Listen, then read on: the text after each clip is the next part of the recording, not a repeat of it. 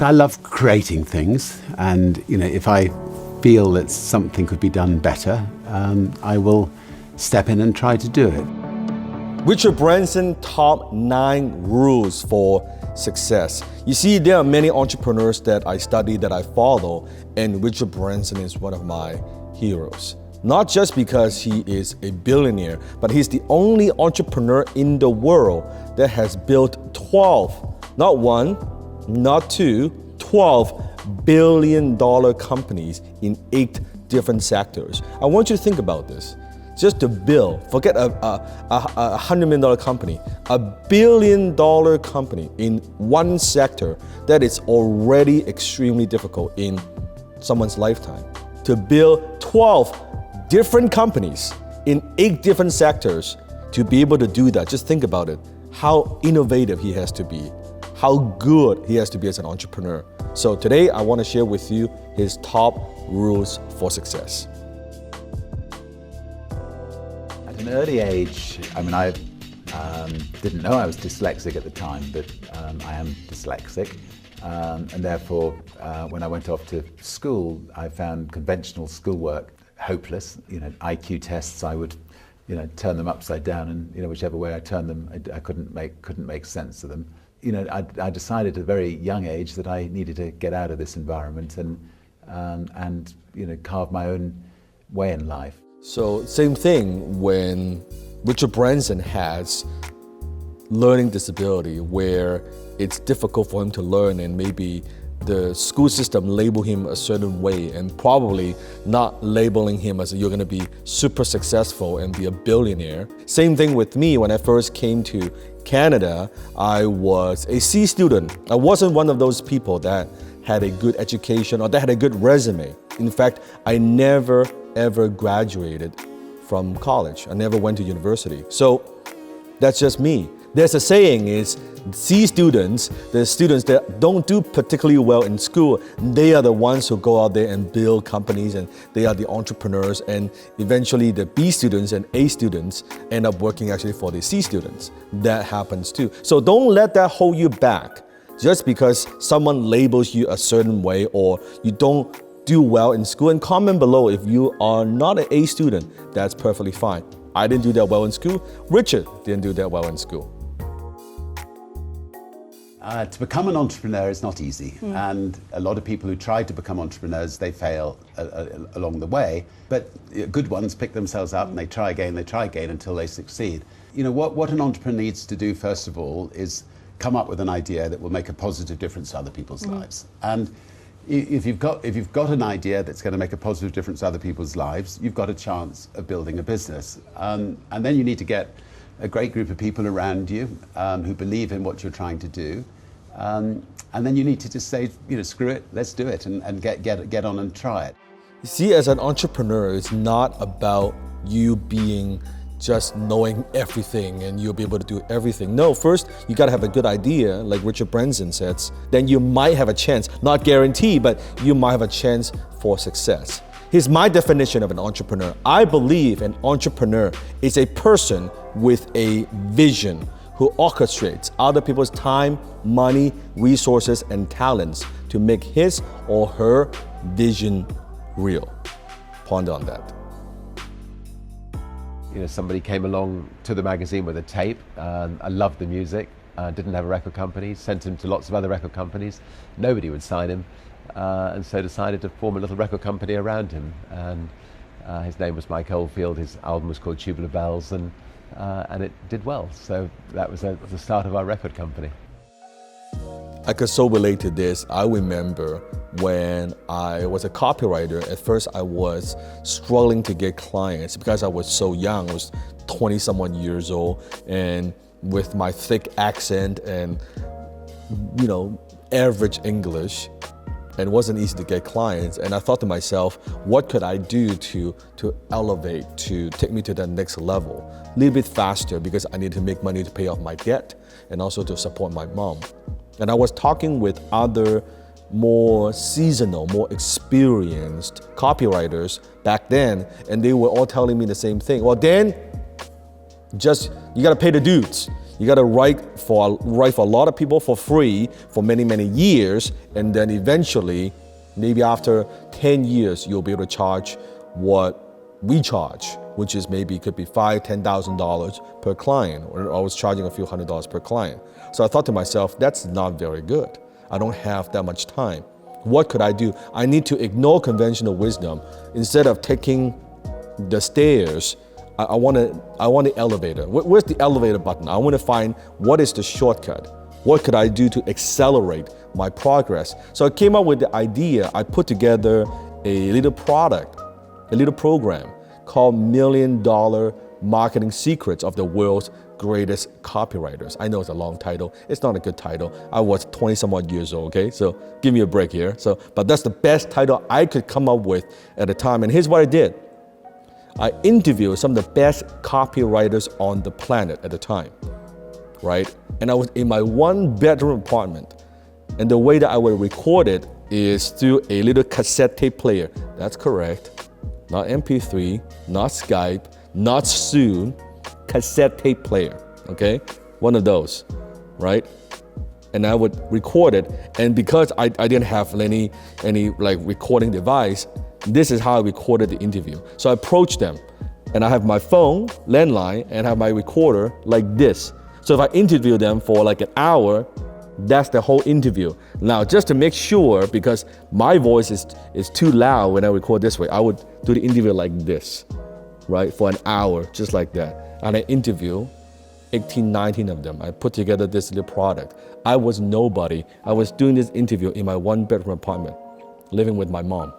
Right? But when I approach some of these some of the biggest copywriters and marketers on the planet, they didn't say no. No one questioned me. No one was asking me, well, how is it gonna work? I just asked. Instead of giving them a business card, I would give them this package of cassette tapes, right? And I would say, hey, this is a program. You can listen to the interviews I did with other successful copywriters, and they charge a whole lot of money. It could be $10,000, $15,000 per campaign. I only charge $3,000, $4,000, right? And boom, right there. It's branding by association. And then I built my career from then on, right? Stacking your success. So initially, maybe you're starting from scratch. Maybe you don't have a lot of resources. It's not about resources. It's not about having resources. It's about being resourceful. I'm willing to double down, maybe more than I recommend to other people. But there have been occasions where I've got my wife to sign this bit of paper and she hasn't realized that the house has been put on the line for the next business venture.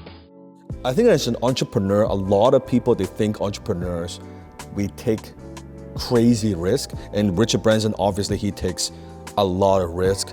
I used to take a lot more risk, but as I have matured, as I'm a little bit now wiser, little bit more experience, right, as an entrepreneur, that we still take a lot of risk, but we take calculated risk. Meaning, before we do anything, we are not so blinded by our own ego where we just, okay, you know what, I'll put everything on the line. We have done that a few times, right? But then as you become more successful, now you're not just looking at the bright side or what's the upside. The first question that I ask is, what's the downside? Right? What's the risk involved? Right? What happens if it doesn't work? Right? What would be the consequences? And can I live with those consequences?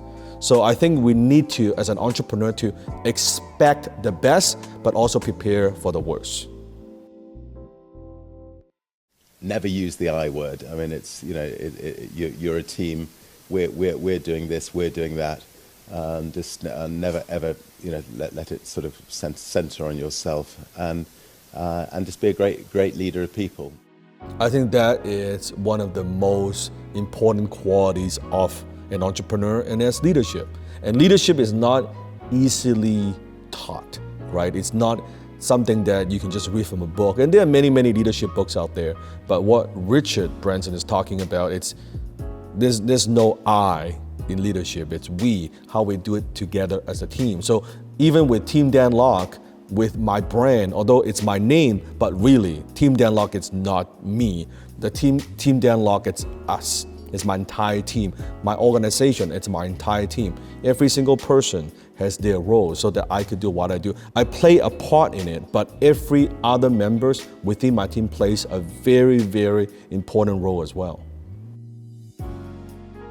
I mean, the absolute key is how good you are with people, and if you if you genuinely care about people, if you can surround yourself with people that genuinely excited about what you're doing, if you if you can draw out the best in people, if you're if you're good at lavishing praise on people and not criticizing your people and inspiring your people. That's something you just have to do from day one. Easy to say, not easy to do. I think part of leadership is that the ability to influence, but also to inspire others, right? It's easy to just, if you have good people and you work with good people and we want good people, but sometimes how do you inspire good people to be great when they don't even believe in themselves? Right? As a leader, how do you instill that belief in them, right? How do you let them know that you believe in them even more than they believe in themselves? That's leadership. That's how you inspire. That's how you empower. Because I was a control freak in the early stage of my career, right? I was what I call rugged individualist, right? If it's my way or there's the highways, if you want something done, you got to do it yourself. And I didn't trust other people. I didn't believe that they could do it better than me. I didn't believe they would care like I do. And that limited my company's growth back then. Versus now that I have this amazing team and it is about people, and then we bring on so many people, I'm counting on my people, and very often in almost all cases, they could do what they do way better than I could do, like their job. No way, right? I don't know how to do it because that's their expertise, that's their passion, that's what they're good at. I know what I'm good at, and I focus on the 3 or 4 core competencies that I have, so I could focus what I call my zone of genius. I just focus on what things that I'm brilliant at, right? The things that I'm not good at, the things that I maybe even average at, I would delegate those to my team. It was a bit like selling a child. I told the staff, burst into tears, ran down back towards my house with tears streaming down my face. You passed this sign that said Branson sells for $1 billion. And I realized life wasn't that bad. People said at the time we were mad to, sell the record company to put the money into an airline. As it turns out, of course, the record industry's collapsed, and the airline industry hasn't done too badly for us.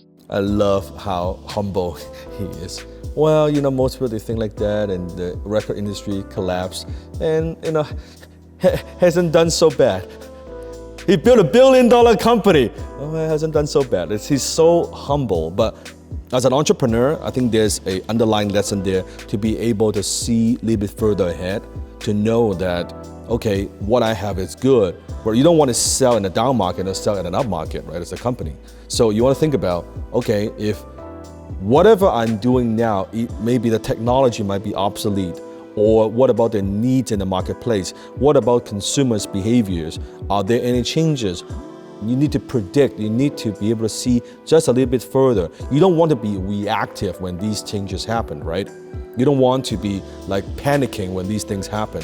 You want to just see a little further ahead, especially nowadays with technology changes like that. You need to see 2, 3, 5 years where things are going to be. And that's the way that I see it. The way I see my business, the way I see my organization is what is going to make us obsolete. What is gonna destroy us? What is going to take us out of business? I want to know and I want to see. And if I know there's something that is going to disrupt what I do, guess what I do?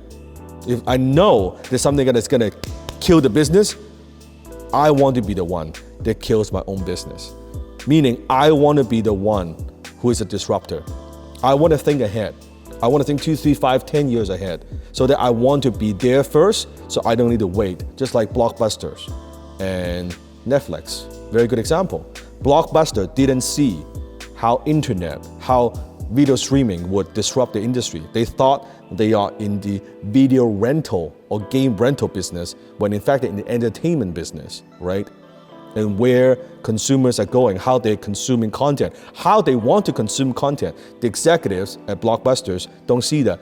I don't want to do that. I want to see, that is what's going to put us out of business.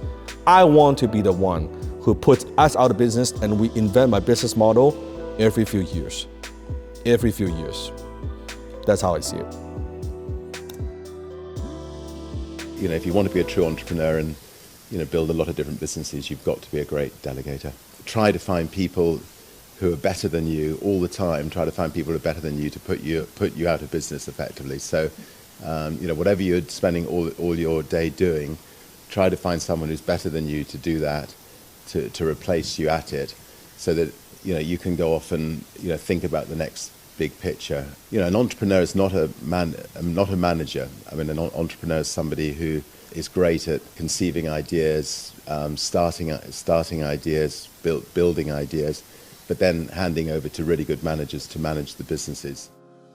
I am not a micromanager. I am a visionary. I think of ideas, I come up with ideas, but I need implementers within my business, managers to execute my vision, but I'm the creative type. So I'm very, very clear, that's what I'm good at. As an entrepreneur, like Richard Branson said, you are always thinking about the next big idea, right? And then you're thinking about where the company's going. You're not necessarily the one that's doing the day-to-day. In the beginning, when you are running a smaller business, you have to be doing everything, right? You are the janitor, you are the bookkeeper, you are the salesperson, you are the accounting, you are the legal, you're doing everything, right? But as you grow, you have a team around you and you have to learn to delegate. I believe at first, as you grow, you're doing everything. At first, maybe you want to delegate things that you're not good at, things that you're terrible at, which those should not be difficult to find people to help you out with that. Because why? You're terrible at it, right? And then later on, you can delegate things that you are maybe average at, things that you're average. And then later on, you delegate things that you are good at, that you're actually pretty good. You have some experience. You've been doing this for a while now. You have some skill sets. And then later on, you delegate what you're actually great at. And these might be the things that actually took your company from this point to this point. But if you want to go from here to there, so you go from here, and if you're in there, you need to then delegate even what you're great at. You want to find people who are even better than you. So then you only focus on the vision and you focus on what you're brilliant at, meaning only you can do that no one else can do, which is setting the visions for the company, finding good people, attracting good people, allocate your resources, raising capital, or establishing those high-level relationships. Those things, as a CEO, you cannot delegate. How many Virgin brands? I think we have about 350 Virgin brands around the world. We suddenly realized, we actually have, something which is something we've got to protect and we've got to nurture. The brand is ultimately what Virgin's all about. I wasn't thinking, right, let's just take this brand into lots of different areas. I just felt, we can do better in health clubs. We can do better in mobile phone business. We want Virgin to be, a company which we can be proud of, but more to the point, we want Virgin to be, the greatest force for good company in the world and making a real difference in the world. And that's something that everybody who works for Virgin can be really proud of. I think we all have a primary question that drives us every single day, right? As an employee, maybe the primary question you have is, when am I going to get my check? Or how many vacations I want to take a year, right? Or how I'm going to pay my bills. Every single person has a primary question that you play. It's almost like a CD, right? You play in the back of your mind. That you ask yourself these questions, sometimes consciously, sometimes unconsciously every single day. But I think as an entrepreneur, you notice, Richard Branson said it many, many times. What's his primary driving question? Comment below, see if you know. It's the same question that I ask myself every single day. And that is, how can I make it better? That's what drives us. Because that's our obsession. Whatever we do, we see an industry, we see something within the company, we see something within our people. How can we make it better? It could be just a little 5%, 10% here and there, but how can we make it better?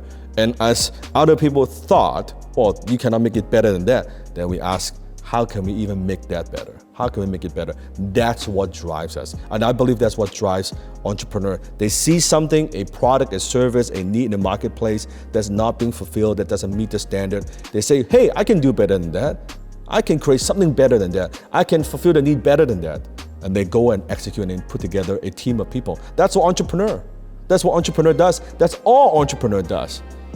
So primary question, how can I make something better? So those are the top 9 rules for success for Richard Branson. If you like this video, make sure you comment below. If there are other people that you would like me to make a video on, kind of like this, sharing their rules of success and my perspective and my insights from my point of view, comment below, put in their name and let me know. Until then, I'll see you in the next video.